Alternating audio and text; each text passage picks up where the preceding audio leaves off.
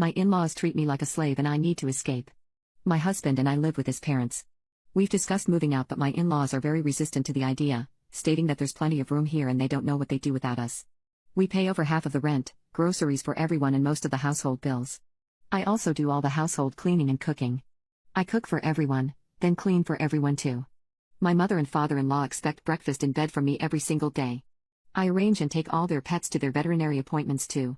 We also pay for any house modifications and upgrades, as it'll be your house one day. Recently I have begun to feel resentful of the fact that once they are all done with work they can come home and relax, whereas I finish work and have to cook and clean and have no help.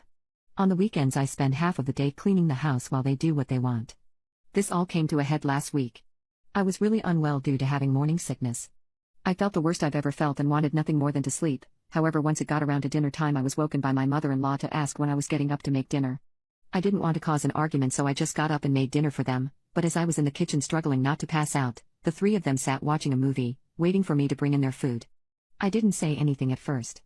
I waited until my husband and I were alone to bring up my concerns with the lack of help. My husband apologized and offered to help more, which I accepted, but the next day was an exact repeat. I had to drag myself out of bed to cook, and once I'd brought in their food my mother-in-law said, "Oh, you look truly awful. Poor you. Oh, by the way, later would you mind giving everywhere an extra clean?"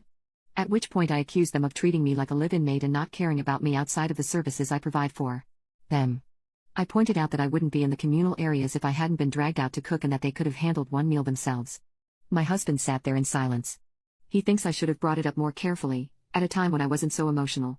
I need to talk to them about this.